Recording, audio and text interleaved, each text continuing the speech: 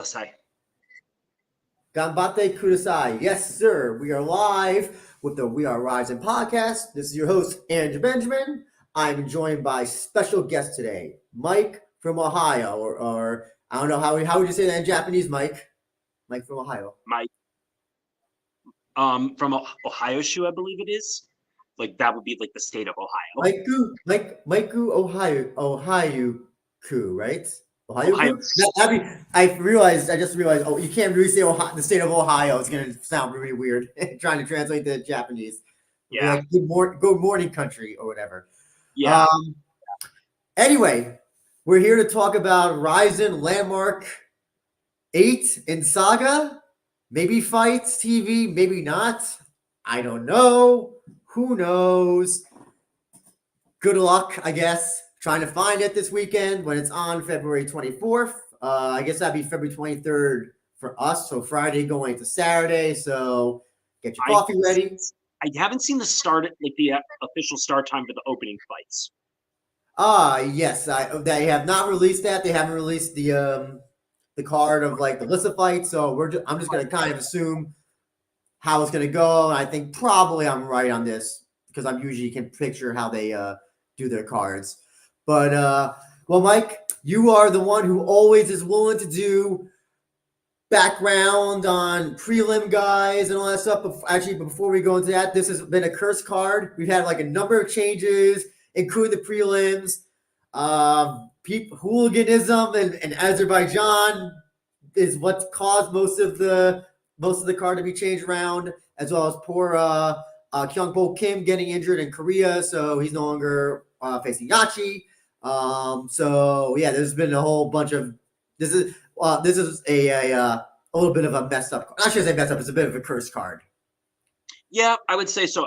I will say losing Karamov, I think, hurts the show because Karamov and oh my god, I'm blanking.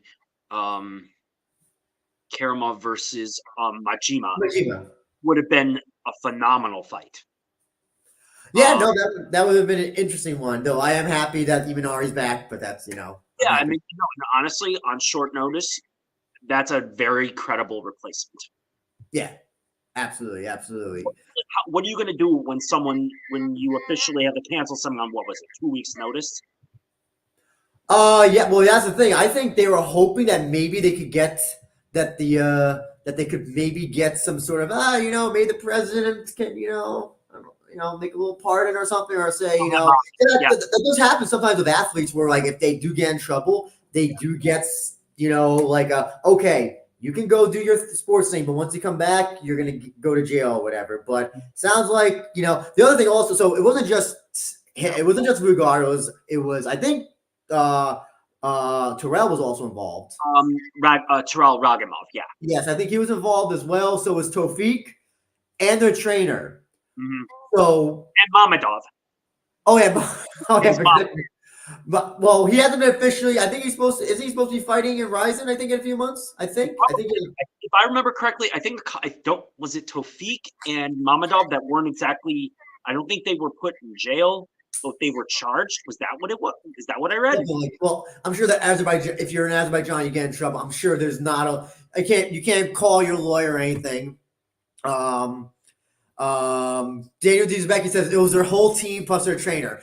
Well, that explains everything. I wasn't 100% sure on that because I thought I was reading separate, like different accounts of it. But regardless, it sucks. The Ragimov was Hanzo Tanaka. That fight was. Who cares?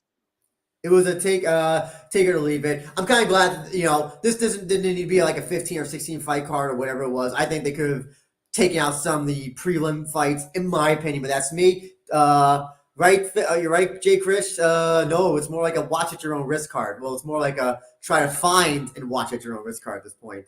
WMMA scene, good to have you. I sent you a message on Twitter. Please, if you can get a chance, see it. This. So who knows? I don't. Maybe we won't get any Azerbaijan fighters for quite a while. I'll say it'll be a while. We'll see. There's other teams in Azerbaijan. that they No, can. you think with the track record of Ryzen, we're like, oh, if you have a criminal record, that should enhance your that should help you get a fight, given Very true. who I they've mean, who they've had. some of the fighters they book here. Yeah, but before we go into the fights, actually, Mike, want to ask you first on paper, how do you think the show looks? Honestly, it's okay. Like I said, I thought when losing Karamov was big because that co-main event, then Aurier and Gustavo. I thought that was a really good double main event for a place to put in a place like Saga, which has never had major MMA to my knowledge before. And then just a lot of nondescript fights on the undercard. I think overall, aside from that, it's just okay. So I mean, what is? Do you think this is so? This is their first fight in Saga. It's not their first show in Fukuoka though, but in the Saga city. Do you think Ryzen? Were you surprised? Do you think Ryzen unloaded on this show, or do you think it was kind of like? Is this a placeholder show? I think it's a placeholder show, but I also think they want to see one how much where they can new places to take their product. I mean, you can only be in Tokyo so many times, for starters, and two, I do think that they want to find new fighters. I mean, you can never not have enough roster depth, and one thing I'll push back on you a little about the the undercard fights and the opening fights in general is that you never know who might emerge and become something. So I think it's worth bringing them in and see who emerges.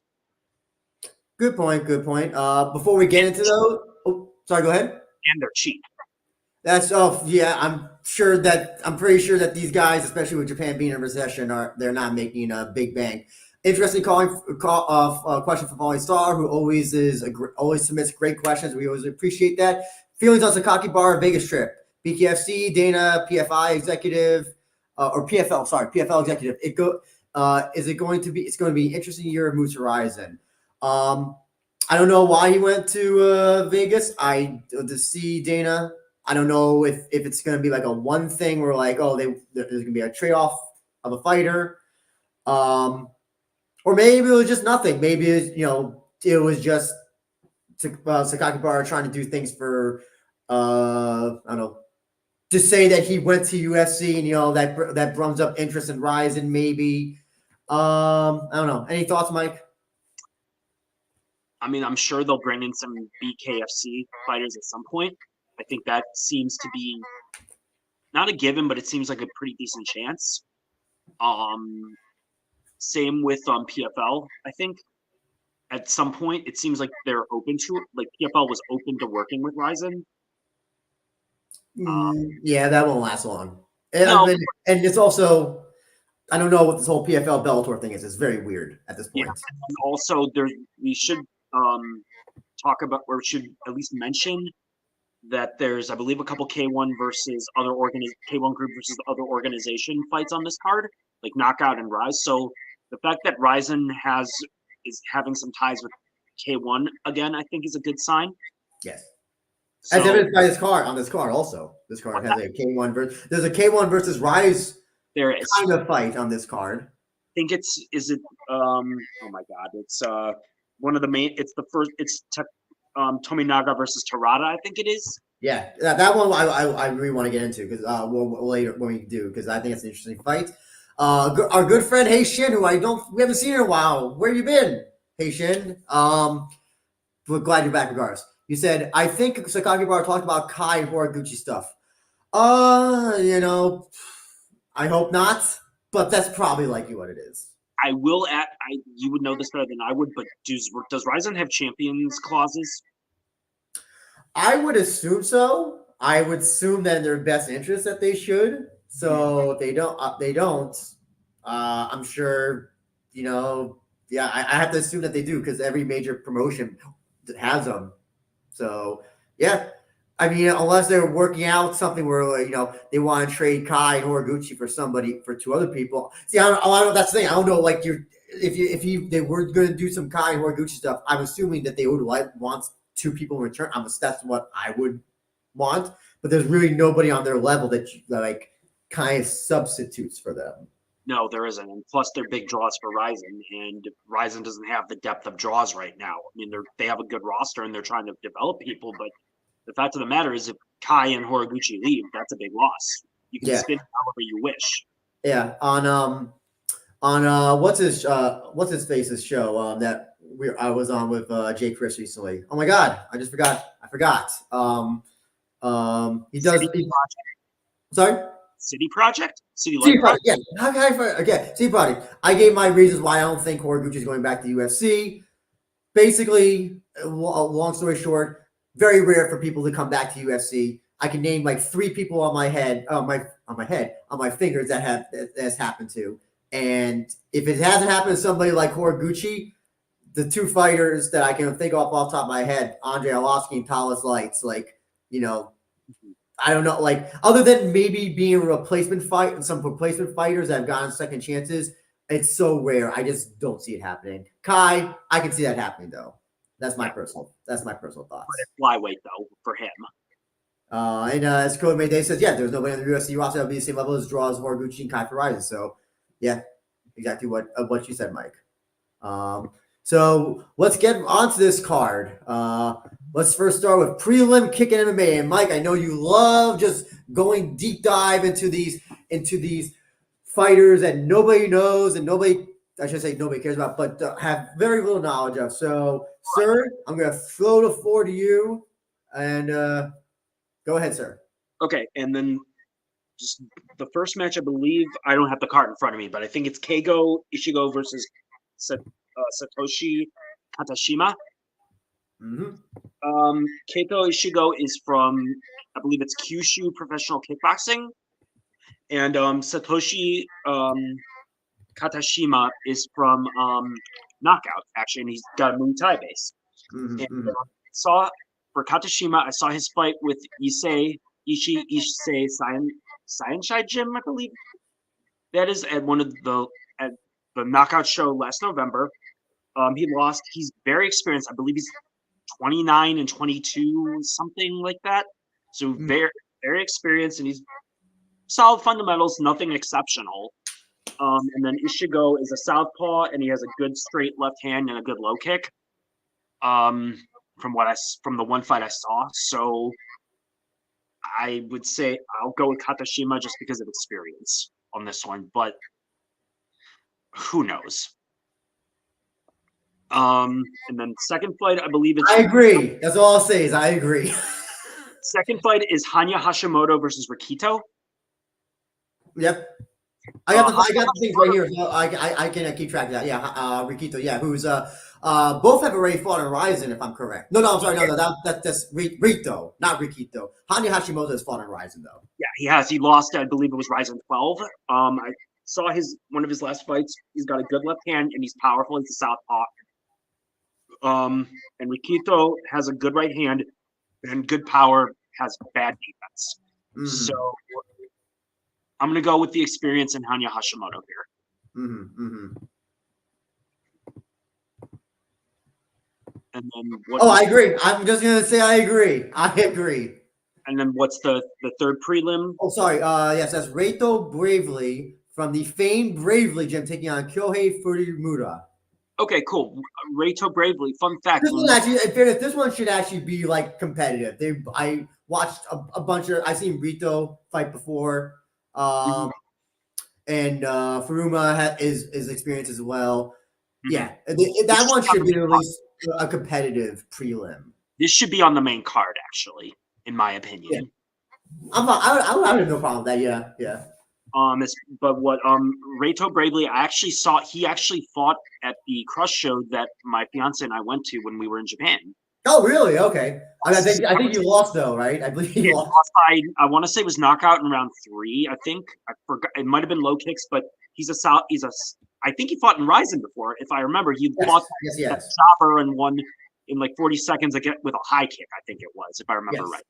Yes. So he's a solid Muay Thai guy with southpaw with just solid fundamentals, nothing special.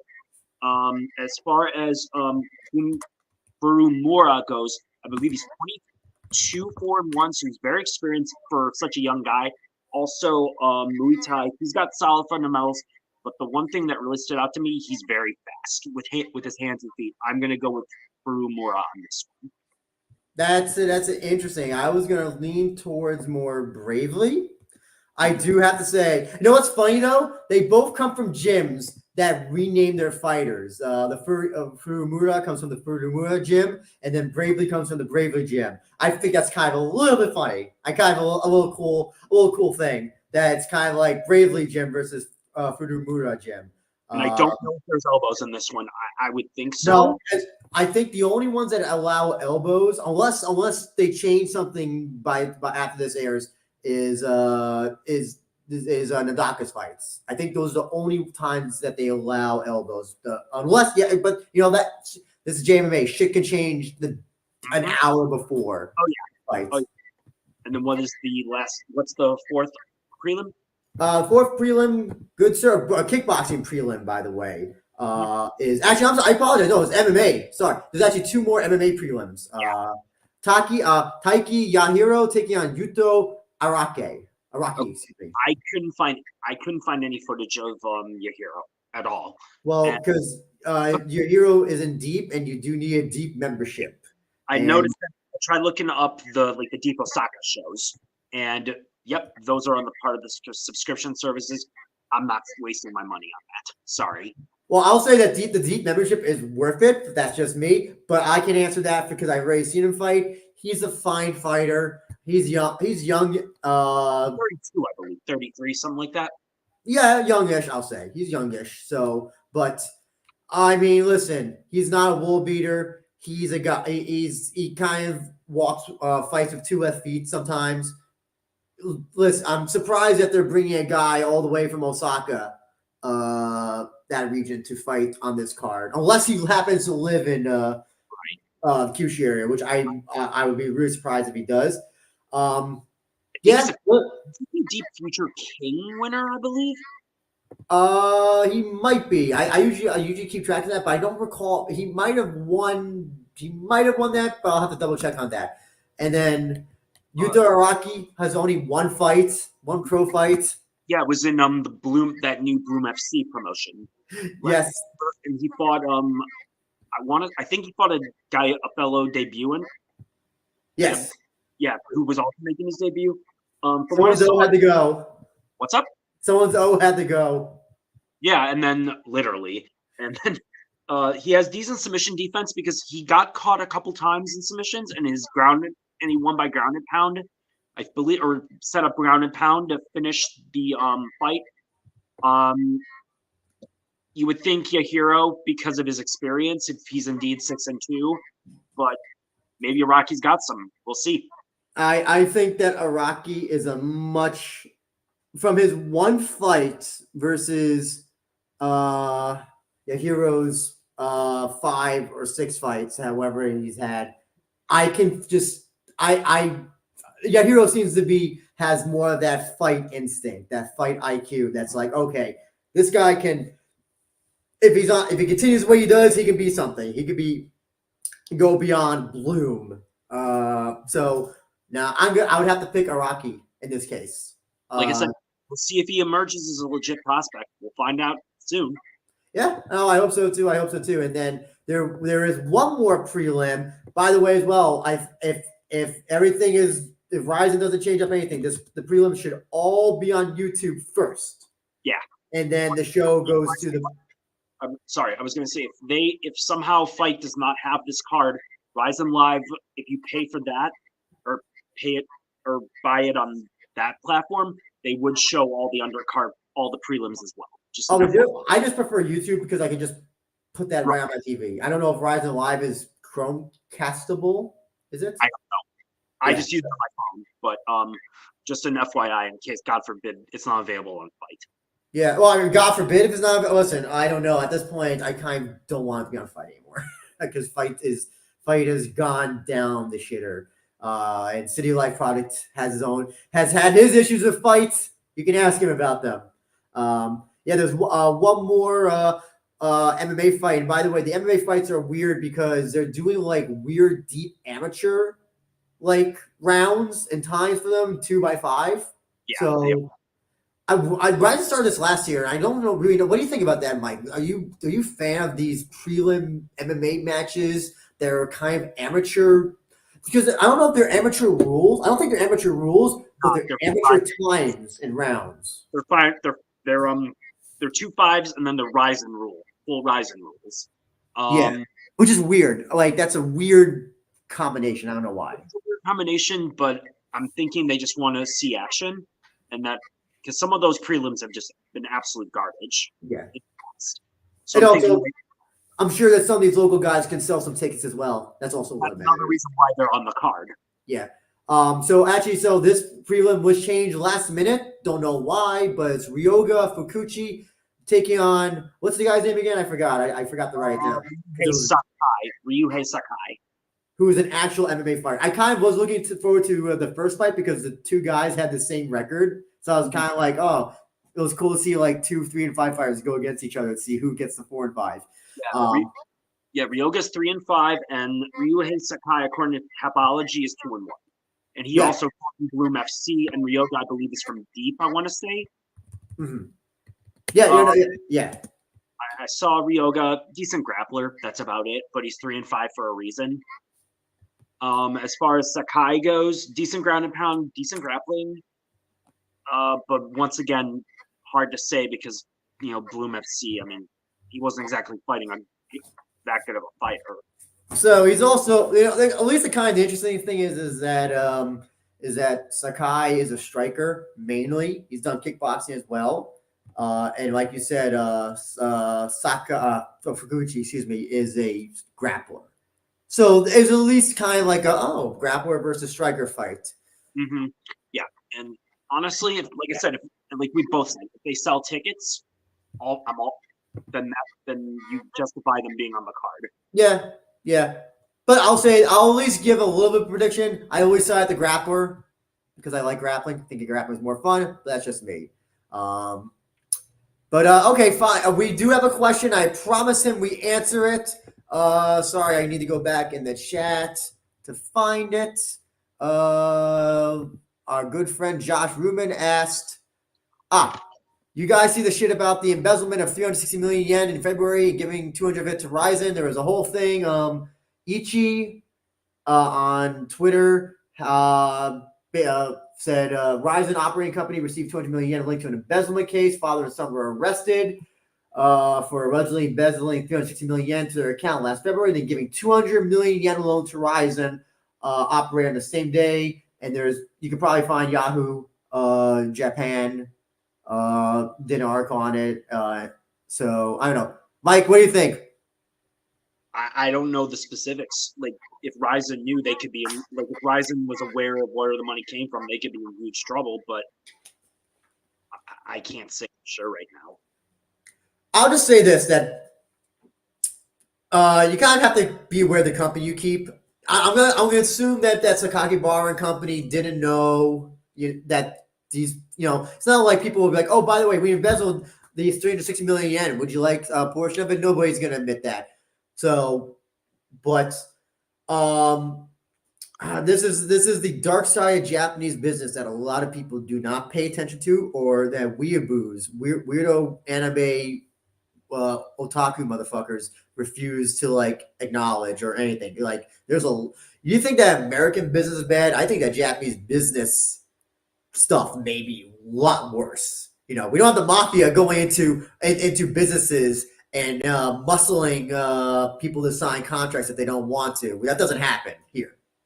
So, listen, I will give Ryzen the benefit of the doubt that they didn't know, but it's going to be tough if this happens again because it's kind of it's a pattern with them, like with Potential and with Ryzen Trigger a couple of years ago. But to be fair, the Trigger one though wasn't so much. That was them sponsoring, and then she was connected to Chihiro. I think that was a case of where they didn't. Well, I mean, you didn't know that those PPP loans or whatever the COVID folks, those things were being given as sponsorship. It's I don't know if there's due diligence in that type of law or when you're receiving money for Japan. There may be stuff here in the United States that has stuff like that, but I don't know if there's due diligence required in Japan. I wouldn't know either, but I will give innocent until proven guilty with Ryzen, but they need to be better with doing their due diligence before they get into these types of business partnerships. Also, when they say Ryzen operating company, is that the Dream? What's it called? Dream World or whatever. World or whatever it's called. I'm not sure. Yeah, I think it's that. That might be it. Which I don't know if Sakakibara even is involved with that portion so much. This is another. Well, again, we'll have to wait to see. How this case goes. I mean, this is a lot of money. So far, there doesn't seem to be. I mean, I don't think I've heard Sakakibara comment on it publicly. I wouldn't expect him to. No, I haven't seen anything, and like I said, there's no indication that they knew or it's going to damage Ryzen right now. That's just something we'll have to wait and see. Dream Factory Worldwide. Thank you, Daniel. Daniel from Poland. By the way, Josh is your biggest fan as well. Yeah, Dream. So that's the operating company. I don't know how much involved Ryzen, how much Sakakibara is involved with that. He is the CEO of Ryzen, but I don't know if he's also the CEO of Dream Factory Worldwide, or the CFO. So yeah, this is a wait and see. This will definitely, this is definitely not going to go away. I'll keep an eye on this, and then make sure to follow Ichi and Wora WORADONBK on Twitter. He'll definitely do some translations for it. He's a good guy, a good follow, as they say. What was this? Following, so I had another question. Should this be the year that Ryzen should try bigger venues that Japan have to offer? Why not try to rent a J League team stadium for a possible Ryzen card this year? I have no idea I don't watch J League soccer, football. I don't watch those sports. I got better things to do with my time. What's like a J League? I'm not sure. I don't watch. I don't know what their capacity is, but I mean, you could probably try. If you do Ren versus Mikuru, I'm sure it can draw more than in Saitama. Yeah, I would love to see him do the what's the one that New Japan does? Joe Hall, Osaka Joe Hall. I love that venue. That's smaller than Saitama. Really? I thought Osaka Joe Hall was like 16,000, whereas Saitama's over 20. Well, are we talking about the entire, because the entire venue with including? Wait, I'm really surprised here. I thought Osaka Joe Hall was bigger. It looks so big from the outside. I could be wrong on that, but I thought I thought it was 16,000. The other thing also is that people got to understand. Oh, well, I don't know. Falling Star. I don't know if you know. There's not a lot of big venues. It's not like Japan here in the United States. We got Madison Square Garden. We got the Staples Center, the Alamo Dome. There's not a lot of big venues in Japan. Tokyo Dome is one. Saitama is one. Fukuoka Dome. Osaka Dome. Osaka Dome as well. What was the arena where they did the G1 a few years ago, where they did Nakamura Okada in the main event? That I don't remember. Was it Ariake Arena? No, that was in Osaka. It was in Osaka. And the problem with that was that it was open, and it started raining. So they started trying. Which one? Seibu Dome. Yes, the Seibu Dome. Tokyo, I thought the Seibu Dome was in Tokyo. No, that's in Osaka. I believe. Oh, okay. That's what Pride 10 was. I stand corrected. They did Osaka Joe Hall, Ryzen 25. That had to be was that pandemic card? That had to be a pandemic card. Yeah, because I don't recall that. But thank you for correcting, Kobe. Daniel says it's better to rent some baseball stadium like Tokyo Dome. You don't risk rainfall. J League venues aren't that big majority. That's the thing as well. So, and it's also like trying to fill up. Well, the other thing also is that it's a personal thing. I am way off today. Seibu Dome was in Saitama. I don't know why I thought that was in Osaka. I'm losing my shit today. The problem is that I don't like outdoor venues generally. Problem is that outdoor. Well, first of all, you can't control the weather, so starts raining and stormy in Japan. Good luck on your fights with the fires slipping and sliding all over the ring or the cage or whatever. That probably would be the only time like you could maybe want to do a cage because maybe they could cover the cage or something with like a giant umbrella or something. Why not just do like what they do at what WWE does at WrestleMania and like put up a big canopy? If they can, I'm just thinking of the venues in Japan. Can you the ones that don't have like that are just outdoors for like soccer? I'm guessing would not have a canopy. They're open. It's just open air all the time. Kobe says I think Japan has a lot of large venues compared to other countries. Maybe only the U.S. is more. I mean they do. I don't know. Not compared to England. I think England has more. The problem is also is just. I mean, Tokyo Dome, I believe it is their biggest one, and it's the easiest. It's also distance and getting to it. Tokyo Dome is very easy to get to. Saitama is not difficult, but it's not as easy. You know that, right? It's not that easy. No, it's not complete. It's not. It wasn't hard from where we were in Tokyo, but it wasn't as easy as the Tokyo Dome at all by any means. Yeah. I'm trying to think other big most venues are kind of just like maybe about 10,000, 8,000 to 10,000, I would say. They are like Kobe World Hall, I think, where they're holding Ryzen or the Landmark 9, I think is what 8,000-9,000. Yeah, actually, they should do a show in that venue with the it's in Kyoto. It's the one with all the religious stuff in the background. Stardom does a lot of their shows there. I don't know. I'm not 100% sure what it is. That one's a beautiful venue.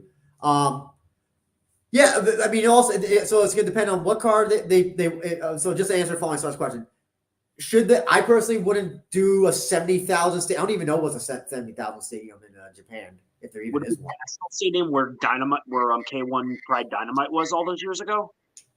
If they want to try it, sure, but they better have a card that's worth the 7,000, 70,000 that can get 70,000 people there.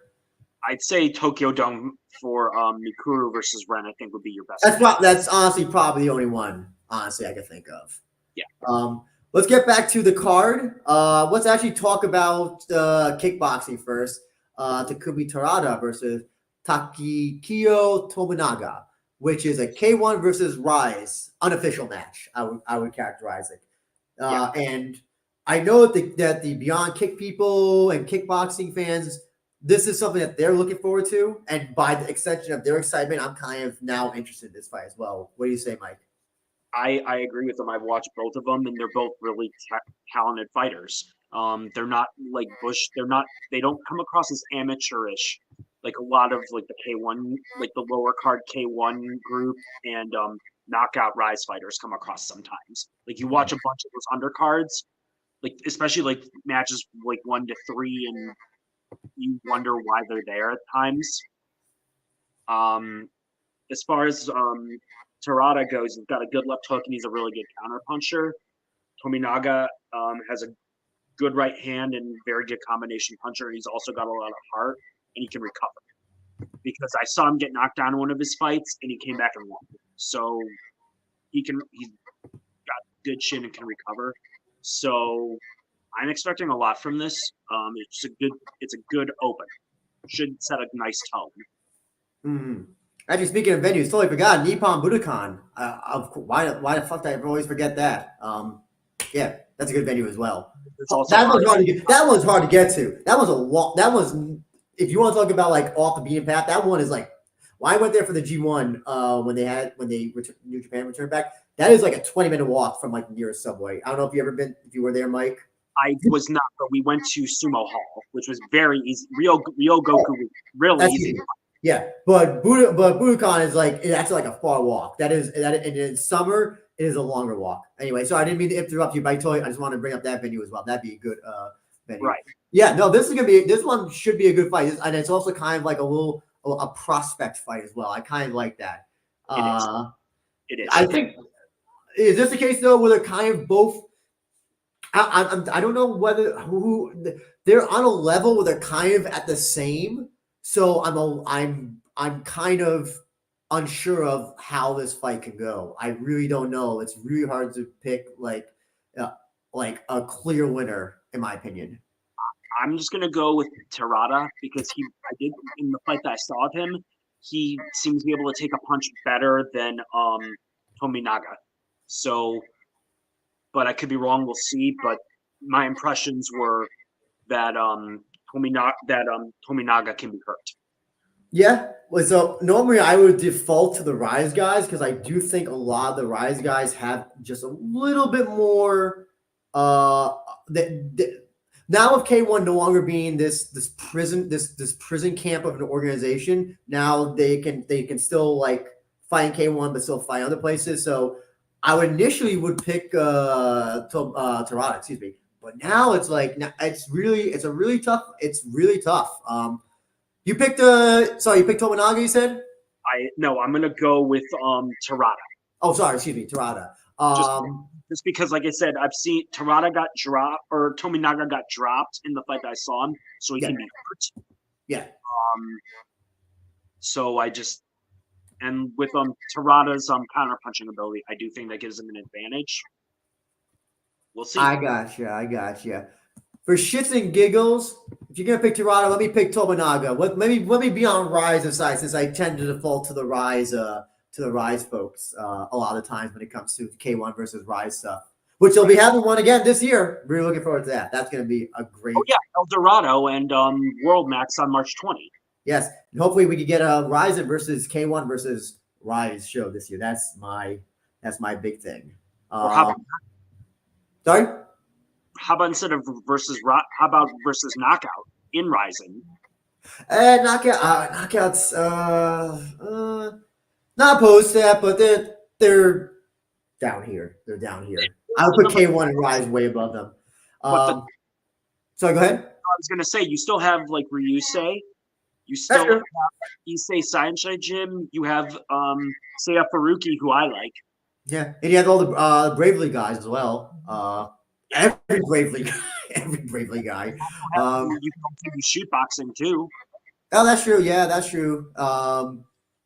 But they don't really do shoot. They only did like 2 shoot boxing matches ever. If I'm correct. Ryzen. Oh, if you mean the fight kickboxing though, that's fine.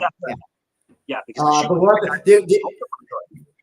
shoot boxing now has shoot boxing is it's like my favorite promotion I can never watch because I can never find it except for like months after they upload the fights. Anytime I see a Gleet reference, Gleet will get a mention. Luckily, Gleet will support Josh Barnett's Bloodsport and Sumo Hall, and I cannot wait for Bloodsport, whatever they're calling it, Japan or whatever. That's going to be fucking amazing. We're going to move on to the next fight, 125 fighters. Yuki Ito making his return, taking on newcomer Masatoshi Ueda. My brain was confused when I first saw it because I was watching the press conference and I was fucking tired. I thought they said Masakatsu Ueda. I was like, did that motherfucker retire already? And then I was like, oh, okay, no, it's Masatoshi Ueda. Okay, no relation, by the way. So what do you think about this fight? This one should be a good one, I do think. It's a up-and-comer versus a solid veteran, I believe. Satoshi. This is what the original intention of the show was. Right, like the Ueda, I believe, is 19-9-1. He's coming off a victory in of course, Room FC against a Mongolian who I forgot the name of. I saw his name. Don't even bother trying to pronounce that name. Yeah. He's as I said, very experienced, 19-9-1. He's a very solid grappler, and he's also a pretty decent wrestler. And Yuki Ito has been taken down many times before. That's something that he's vulnerable to, a good wrestler. This is going to be a good litmus test for Ito, I think. It's interesting. Yeah, Ueda has wins over people like Kohei Sugiyama, who was beaten by Ito in Ryzen. And he's also Toru Ogawa. He's fought like a who's who in Pancreas at this point. But here's the thing: he's the type of guy that loses against the top guys. Like he lost against Ito, Shichiro Ito, and Rei Tsuruya and Emoto. So he loses. He's the kind of guy that can beat fighters that are on a certain level, but cannot beat fighters above another level. Yeah, and Ito's a very good fighter. Ito's one of my favorites. He's one of my favorite 125ers. He's one of my unsung heroes. And listen, that Arizona fight, he was completely unprepared for that fight. He really was. And I thought he won the fight, but he did not look good against Top Noi. No, that was a case where they were both really afraid to engage with each other. It really looked like. Absolutely. But I'm gonna go with Ito by knockout late. I do think his speed and power will eventually overwhelm Ueda. Yeah. I have to go with that. I'm gonna pick Ito as well. I think Ito's power is going to overwhelm Ueda. I don't know how many times Ueda's been knocked out. I could get a rough estimate. Actually, he hasn't been knocked out a lot. He's been knocked out a few times, but most of his losses come by submission or decision. And listen. So far, Ito's been on the right side of decisions so far in Ryzen, whether you agree with him or not. But I think Ito is, if he sticks to the game plan of trying to knock this guy out, I think he can easily win this fight. Absolutely. Got to watch the takedowns because, like I said, that was the one area where I thought he was very vulnerable. I think, though, that there's a difference between Ueda's takedowns and Arizon's takedowns. Arizon's is just a machine. Absolutely, but I'm just saying, generally speaking, he struggles with anyone who tries to grapple with it. Oh yeah. I don't know if Ueda's at that level where he can. If you even saw the Hiroya fight. He got taken down. I know he got there. They were having a lot of scrambles, those two. And listen, I don't. No offense to Hiroya's gotten better. He's the best of those Mikuru guys, but he's still not he's still not top level yet. No, but he did beat a good fighter in Joe Arai. Oh yes. Which I still think that Joe Arai beats him in a rematch. But I agree. Arai shouldn't have taken that fight so late. So quickly after that war in Shudo. Yeah, but listen, guys will say yes. A lot of people in Japanese fighters will say yes almost all the time. Moving on, we're gonna have I'm just gonna say, I know that Jay Chris, my good buddy Jay Chris, likes to say unicorn. Welterweight's no longer becoming a unicorn anymore. We're starting to get quite a few fights with it. Anything to build this. They're trying to build a division with new guys. I'm all for it. Yeah, I wouldn't have expected this, but hey, good on Ryzen trying. I'll give him trying. Daichi Abe taking on Kota Osman from Pancras, making his debut in the promotion. Easy, I think. Yeah, you got to see Osman fight, right? I saw clips of him. He can punch. He's got a lot of power. Yeah,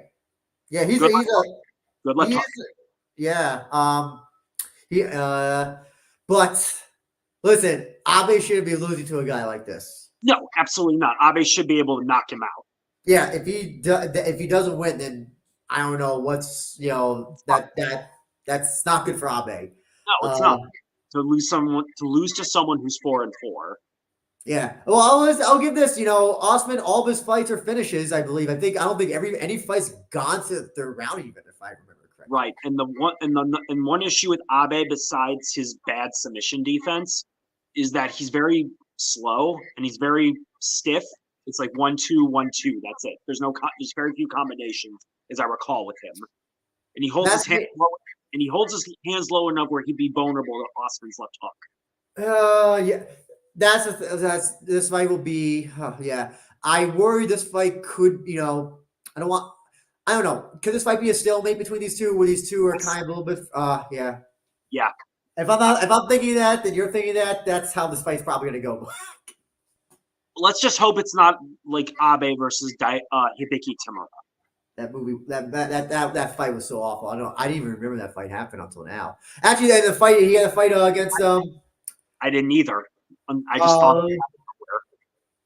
Forgot who else. But yeah, his submission defense. I don't think I have to worry about submissions against Osman at all. I don't know. Who do you think? Who do you think will win this? I think Abe should win by knockout in the mid-round, like second round knockout with a right hand. But if he gets sloppy, I could see Osman knocking him out too. If I'll put it to you like this: if Abe's not on his A game, he could lose. Yeah, no, absolutely, absolutely. It's I'm gonna pick Abe just because I think he should win it. I don't see how he can lose other than lucky punch. But if Abe is not careful, if he leaves his head out there, hands down, face out, then yeah, he will be knocked out, and this will not be a good loss for him at all. It would be, to be honest, it'd be a career killer because he should not be. He should not be losing to 500 to a 4-4 fighter. Period. I wouldn't go as far as to say career killer yet, but it would be a career. It will definitely be a career stall. He would be basically relegated to being a jerk. That's my opinion. Yeah.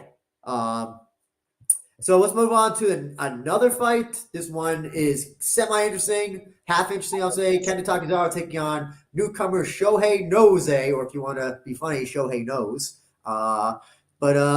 So I did, and King Steel can back me up on this. I did correctly predict they would book Shohei Noze on this card since he is from Kyushu area. He is a road to the UFC veteran as well. Unfortunately, he got eliminated. But listen, if there are two pipelines to Ryzen, I have learned this point: be on road to UFC and lose, or two, be Mikuru's friends. Those are two pipelines to getting a fight in Ryzen at this point. So if you ever any fighters who fight and road to UFC, if you want to fight in Ryzen, just throw your fights because you will get a call from them most likely as soon as you are cleared to fight again. But yeah, so this fight, so I follow Kenta Takizawa on social media. He has been training with Yuki Submission Takahashi, maybe one of the best lighter weight black belts in jiu-jitsu in Japan. So I don't know. Do you think that'll help him at all in this fight, Mike? I hope so because his grappling is not good at all. No, it's not. And his takedown defense isn't that great. And Shohei Noze, from what I saw of him, he's a very good grappler. He also has striking experience. He fought in Rise a few times. Oh, is it kickboxing? I didn't know that. He did. If I saw it correctly, I actually saw one of his fights, or two of his fights in Rise, and he's got a good right hand. I think he won by knockout. I believe it was from low kicks at Rise West a couple of years. Oh, you're right. Yeah, you're right. Yeah. And Takizawa holds his hands very low, so that's the karate style. But he could get caught. But I would expect Noce to try to take this fight to the ground. I'm going to go with Noce by submission, but Takizawa needs a win bad. He's lost, I believe, his last 3, I want to say it is. Yeah. Oh, so those were Takizawa, right? Takizawa's been on a losing streak in Ryzen. The Yuki Matoya. Before that was I'm trying to remember. It was Naoki anyway. I almost said Naoya anyway. And Shinobu Ota. Yes, yeah, I forgot about that one as well. Here's the thing though, is that you can't discount Takizawa. I have found he's long and lanky for his weight class, bantamweight, and he can get that punch in and he can knock you out. Also, very durable fighter. Yeah. I know King Seal, or Kobe Day. I know you're in the chat, and I know that you don't like Takizawa, but I have to give him credit. When he fought Kai, he got his jaw broken and still continued that fight all 3 rounds. Mm-hmm. So he's a very durable guy. He's very hard to put down. Very hard. He's a solid fighter. He beat Matoya. Yes. Yeah. So, he's a good, solid fighter. Just, he's on a losing streak. It does happen. But Noce is intriguing to me. He's a good young bantamweight prospect, and Ryzen needs more of those. So I'm looking forward to this fight. We'll see what he has. Yeah, no, listen, I think that that Noce is one of the fighters that people should be paying attention to. Actually, I'm looking at his build. I would even almost say he can maybe do flyweight. We'll see we'll see what happens. Let's see him beat Takizawa, and then we can have. Well, here's it. I don't know if he'll finish. I don't know if he'll finish. If they'll finish him, if he'll finish Takizawa. But here's the thing: he can just do 3 rounds of grappling and easily win the fight decision wise. Also, I gotta say, I love a guy who has two wins by chicken wing arm lock. Yeah, he does. Which, if I'm correct, that's a Bob Backlund thing, right? It's the Cosby's chicken wing. Yes. Oh, so I guess we're both picking Nose. Yeah. Yeah, absolutely. And yeah, I think he shouldn't just be Kyushu guy. Just don't come to Kyushu just to book him, providing he wins. Book him on a bigger card if he wins. You know what? And here's the thing: if he wins, I'm already gonna say this: Joji Goto versus Nose, Prospect versus Prospect. That's a fight to make. We have some breaking news, actually, Mike, if you can believe this. What happened? Ryzen has announced a new streaming service. Really? What is it? But there's a brand. It's called Ryzen Pass. I'm reading it right now. Let's see. What is it? They have rebranded. I guess they rebranded their thing. It's called Ryzen Premium Pass. Access to Premium Vault, pay-per-view live streaming, event highlights, recasts, interviews, and podcasts. Oh, nobody told me about that. Exclusive behind-the-scenes footage. $19.99 a month. Fuck. That's US dollars.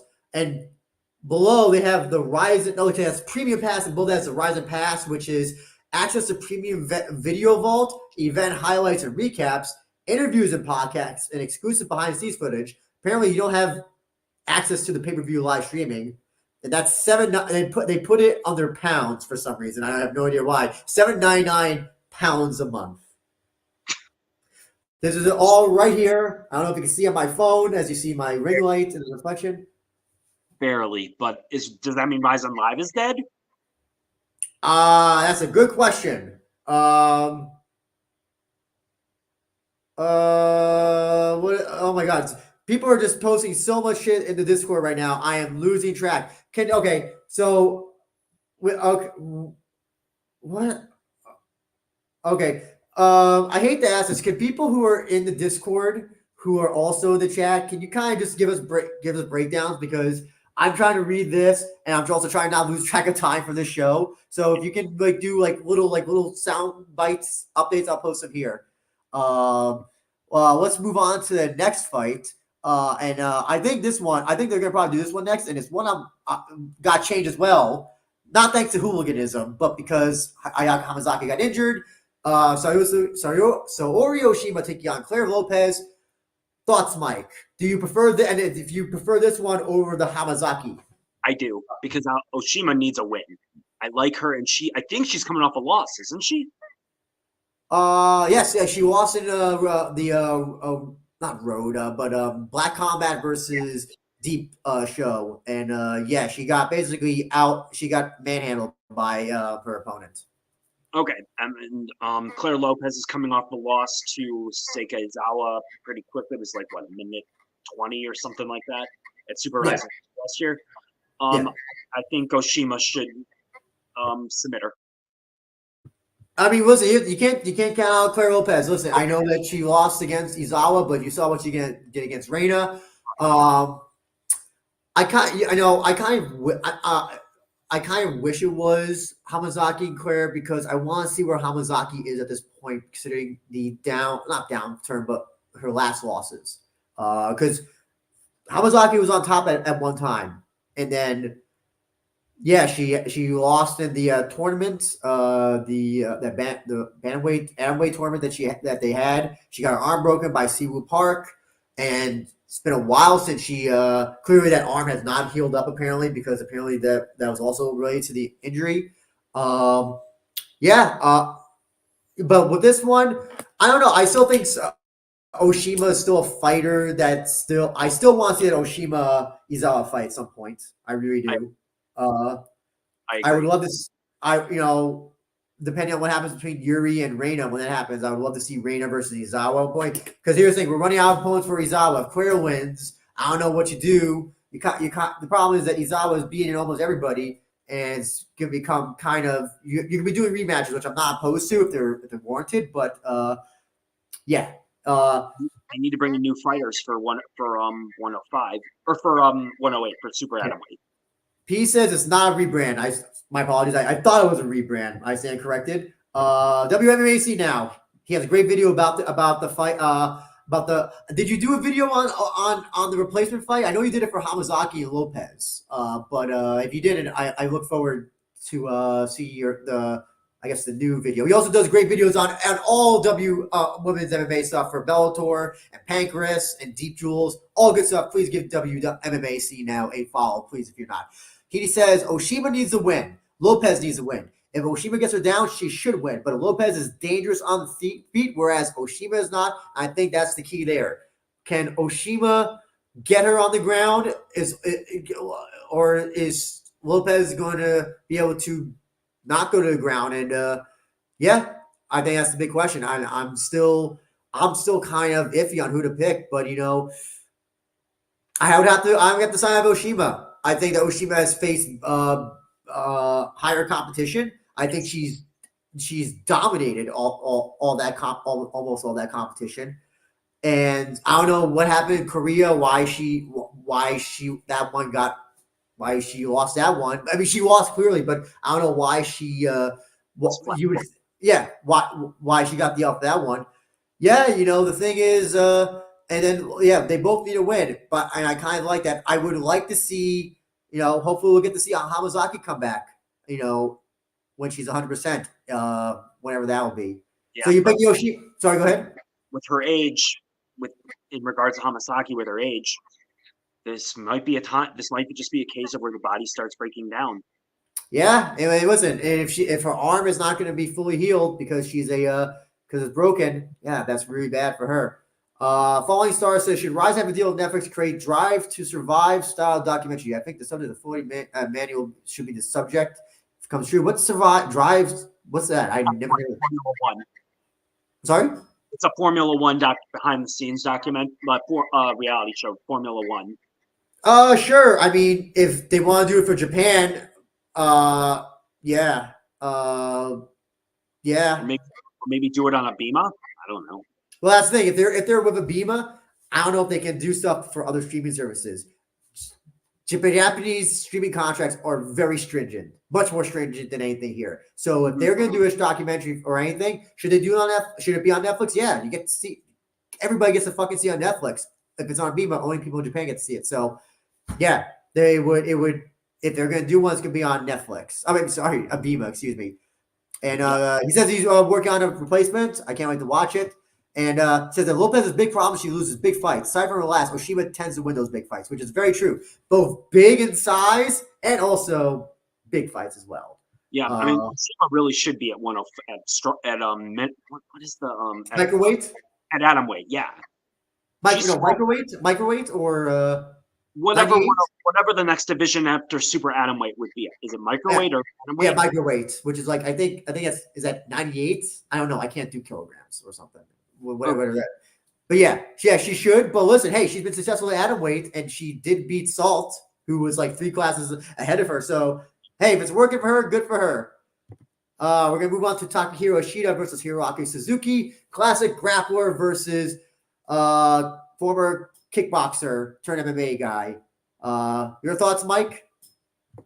This is an interesting fight to me. I'm not 100% sure where to go with this because Suzuki's coming off that awesome win over Tyson Nishikani, knocking him out in 40 seconds, whatever it was. He tried for a Superman punch and the flying boom, left hand. And then Ishida, I think, is coming off I want to say it's a loss to Kazumasa Majima by submission, was it? Yes, he got Von Prue choked. He got Von Prue choked. Choke. I think I'm gonna go with Suzuki by knockout on this one. I don't think Ishida's gonna be able to take him down, and because Suzuki trains with Satoshi and with Kleber and Bonsai, so you would think that his submission defense and grappling in general has been improving. Yeah, no, I mean, he is good at. I'm trying to remember who was he. Well, I don't know if Ishida has as strong a takedowns that can would be able to work against Suzuki. Here's the other thing also as well. Suzuki's also a big guy as well. big for his weight class. Problem is though is that he throws hate trucks. He throws his punches hurt. His punches can hurt you, and his kicks as well. I would normally defer to the more grappler guy, but unfortunately, I think this is gonna be Suzuki's fight to win.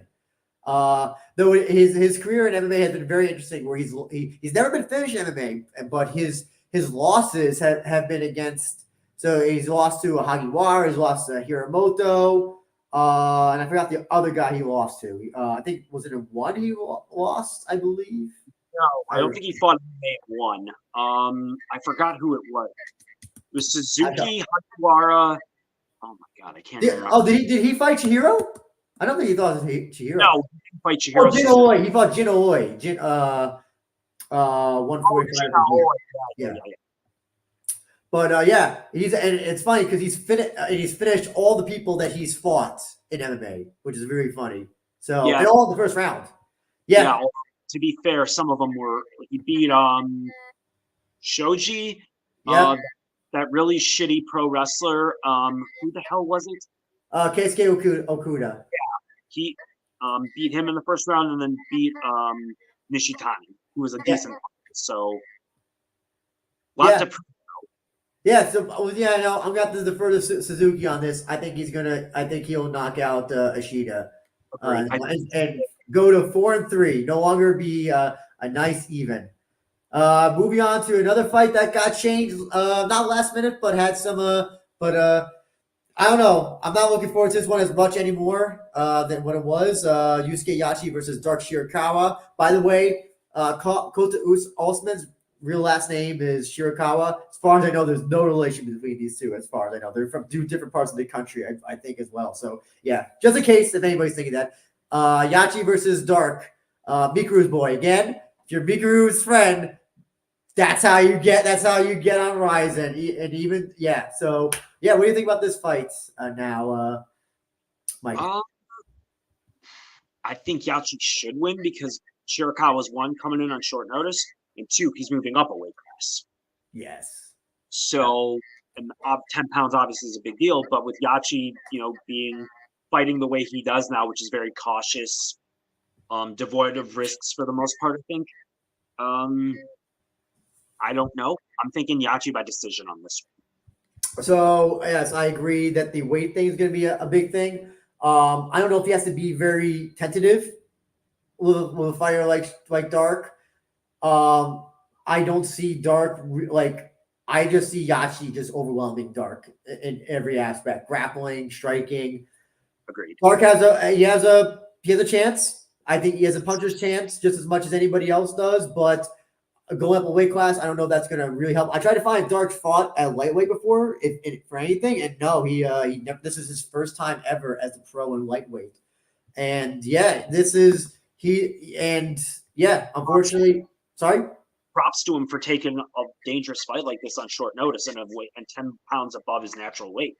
Absolutely no, I'll give him credit for that, but this is I see this being an easy win for Yachi. I will be honestly surprised if it goes a distance. I'll put it that way.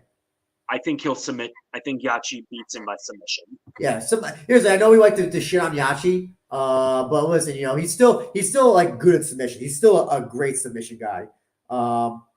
Reaper Jones says, I've looked at both the records and fights, so I'm just spitballing and going for Dark. Was that supposed to be a pun on go for Dark? I don't know. Was it supposed to be a pun? But no, I'll just tell you, Dark. Here's the thing: the reason why he gets as many fights books as he does, Reaper, is because he's friends with Mikuru, the number one guy in Ryzen. So that's why he got the call for this. I am 100% sure. And also, he's a decent fighter. I mean, he did beat Takuya Yamamoto, who's a decent fighter. Yeah, here's the when he wins, it's like exciting type of win. When he loses, it's like it's like a boring fight. Also, here's the other thing as well. So don't forget the last fight that he took on short notice, if I remember correctly. I think it was against Kyoei Hagiwara when I believe it was. Yeah, I believe that Kyoei Hagiwara he took that fight on short notice as well. So okay, Ryzen 20 or 21, something like that. Pandemic era Ryzen. Yeah. So listen, he's a good guy to call when you need to get a late nose fight, but doesn't seem to be working out in his favor. Following Star says, "What do you think about this idea? Ryzen team up of Tokyo Disneyland with a winner of title fight gets a parade and Q&A for people at the park. Very unconventional promotion." I thought you were gonna say where the like the winner gets a free like I don't know 1 year pass to Tokyo Disneyland. No, Mickey Mouse ears. Mickey gets Mickey Mouse ears. Yeah, I guess so. Sure, that's fine. I've never been to Tokyo Disneyland. I don't like theme parks, so I can give a shit about Universal Studios or Disneyland. I don't know. What do you think about that, Mike? Have you been to either of them? I have not. I haven't been to Disneyland, but I hope to someday. But would Disney even want to associate itself with a promotion like Ryzen? But that's actually a good point. I didn't think about that. Does Disney want to be associated? Well, they own ESPN, which shows UFC, so Yeah. it's possible. You know, I don't know. I don't know if Tokyo, if Japan Disney is runs differently than Disney here. Yeah. And we're going to go on what I think will be probably the co-main. Could be wrong though. Kazumasa Majima taking on no longer jailed or imprisoned Vugar Karamov. Now we have the fight that they tried to do last year but got canceled for whatever reason. Imanari. How do you think? Are you looking forward to this more now or less interest? I'm interested in it to a point because they're both grapplers, and watching Imanari can be heaven or can be hell. Depending. I say heaven all the time with him. Yeah, but some of his fights can be really boring because he's one dimensional as fuck. But it's a phenomenal one dimension. And Majima, I do think, since he's primarily a grappler, he would be wise not to play into it, but I have a feeling he will. So that's Imanari's one shot to me, is to get from Majima to play his game. Which, if you're any smart fighter, you won't. Majima's also a big 145er. He's a submission guy as well. This could be a grappling match. This could be an interesting grappling match, or this could be I know a lot of people didn't like the Takeshi Yokoyama fight that Majima had. I liked it, but it could be like that. But listen, here's the thing. If Imanari grabs a leg, remember when he fought Suzuki and he got Suzuki? Listen, the fight's going to get exciting. Yeah. When he fought Takizawa, it was hilarious just watching him chase him around the ring. I'm looking forward to this fight. I'm going to defer to Imanari. I want Imanari to fuck up the entire direction of Ryzen's 145 division. He wins. Maybe we get Imanari versus Clever. I would love to see that.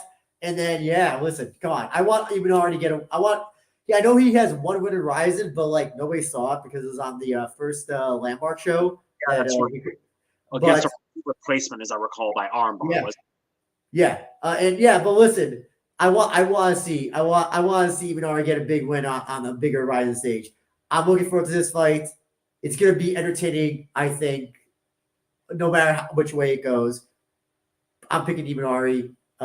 You picking Majima? I'm going to go Majima by decision. You bastard. You silly bastard, you. And we got what I presume would be the main event. Did I even add it? I didn't even add it. Anyway, I'll add it right now. Luis Gustavo taking on Yoshinori Horie, the man with the magic hands. Your thoughts, Mike? This is gonna. It's someone who's balls to the walls aggressive versus a counterpuncher in Horie. So it's a great styles clash, and I'm really looking forward to it. Someone's gonna get knocked out. Yes, and I'm gonna say that Gustavo is gonna knock him out. He's gonna knock out Horie. Listen, I know Horier's looked good at 155 from his fight against Spike Carl. Gustavo though, here's the thing. Problem with Gustavo is that he's like a buzzsaw. Like it is. Oh, I don't want to say it's something you can't train against, but it's very hard to if he's not prepared to get punched at least a few times, then it's gonna be a bad night for Poirier. Especially in the cage. Yeah. Absolutely, yeah. And yeah, that's the other thing. It's going to be in the cage. Good point. Bring that up. I think if Poirier wants to try to grapple, that's one thing that Gustavo has shown that he's still has weakness is grappling, which is fine because he's Brazilian. But yeah, I think that's how Poirier can win it if he's going to go that route. But Gustavo, no, I think Gustavo. I'm going to say second round. Gustavo gets a knockout. That's what I was leaning because I also think Gustavo's just a better athlete too, and I think he's going to eventually overwhelm Poirier with his speed and ferocity. Yeah, that's the thing. Has Gustavo ever showed like any cardio problems in his fights? I can't recall ever him like really getting like against Mikuru. I think he did when he lost there, but that was 5 years ago almost. Yeah, that was 5 years ago. That's also when Mikuru was good. He's been training in Japan. As far as I know, he's been living in Japan as well. Gustavo has been. I wasn't sure. Hopefully won't be any what do you call it? Jet lag. There won't be any jet lag or anything for him. So yeah, a fully energized Gustavo is a very dangerous fighter. Very, very dangerous. Very good fighter. I think he beat Satoshi Souza, honestly. Oh, then that's a fight to make when Souza can come back. 3 fights you're looking forward to, Mike. Oh, sorry, go. What was that? Souza's got Keitaro's no pushover. Yeah. He's no pushover as well. And it'll be interesting to see how Keitaro does at 155. That's the other thing as well. I think I don't know if that's his first fight at 155, but it's been a while. Maybe in a while, but it's been quite a while. So listen, if the weight cut is not good, that can affect him really bad in the fight. Yeah. 3 fights you're looking forward to the most? I'm looking forward to Gustavo Poirier. I'm gonna go with Terada against Tomin Naga, and then Takizawa Nose. And I should have said this before. Shits and giggles. Which one of the prelim fights that you're looking forward to? MMA or kickboxing? Ryoga versus Ryuhei Sakai, just because I'm curious if the 3 and 5 guy is better than the 2 and 1 guy. Gotcha. I'm not sure. I really don't care, but I got you. That's fair. I'll pick the Furumu versus Bravely fight. I think that one's gonna be a very interesting prelim match. 3 fights on the main card. Imanari versus Majima, obvious reasons. Gustavo versus Poirier, like you said. And I'll say Osima versus Lopez. I'm really curious how that fight is gonna go. And yeah, if Osima loses, then wow, I'll be surprised. And if Lopez, but if both of them coming off losses, they should know the stakes of the fights are much higher. Yeah. Oh yeah, this is definitely a must win for those two. Reaper Jones says, if I'm a betting man, I go for the gas tank. So I'm going for Gustavo on that belt. A good choice, man. Good choice. So Mike, where can people find you? They can't find you. You're invisible. Yeah, either the Discord with Mike S or my email at msold7@aol.com. Was thinking of maybe getting on Twitter, X, whatever the hell you want to call it. But yeah. So I'm glad you mentioned Discord because that is the Discord right there, Ryzen FF. Where people are going crazy right now talking about this new Ryzen Pass thing. You can follow co-host Jay Christian Gary at ChrisGary92 at the Twitter /Exima thing there. And this is the link tree for Focus Fights as well. That's for his thing. They just recently had a longer preview of this show coming up. So definitely check that out on YouTube, please. And you can follow us on Twitter where we are Ryzen Pod. And I also do stuff for MMA SAGA. I'm currently writing an article about Japanese fighters that you should pay fighters in Japan, I should technically say, because I do have a non-Japanese fighter who was in Japan on the list that you should be paying attention to. I hate the term prospect because it is such a bastardized term now. I'm just calling it fighters you should be keeping your eye on. So yeah, I got that coming out, and then an article on Chihiro Suzuki, and then maybe I'll do a Ryzen preview as well. I don't know. If this show's not available here, why the fuck would I want to preview a show in writing? Like, that you can't buy. What time will this event be airing in Eastern Time Zone? Have they even? You said they didn't release the start time, right, Nick? I didn't see anything. I would have to double check, honestly. I'm assuming if they go by how they usually go, probably 12 a.m. Eastern.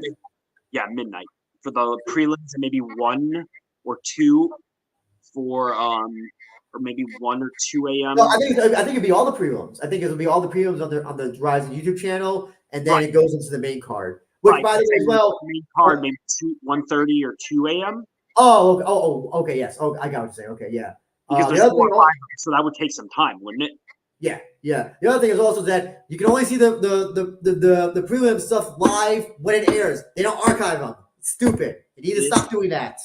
It's really stupid, especially with 5, unless they promote something to the main card. I like what Reaper Jones says. I call them hot shots. I like that. 10 Japanese hot shots you should be paying attention to. But yeah, that's a show for now. Thank you so much, everybody, to ask questions and all that stuff. Please go to Discord and find out more about this Ryzen Pass thing. Appreciate the support as always. And enjoy the fights if you can find them this weekend. Take care. Be safe. Have a great day.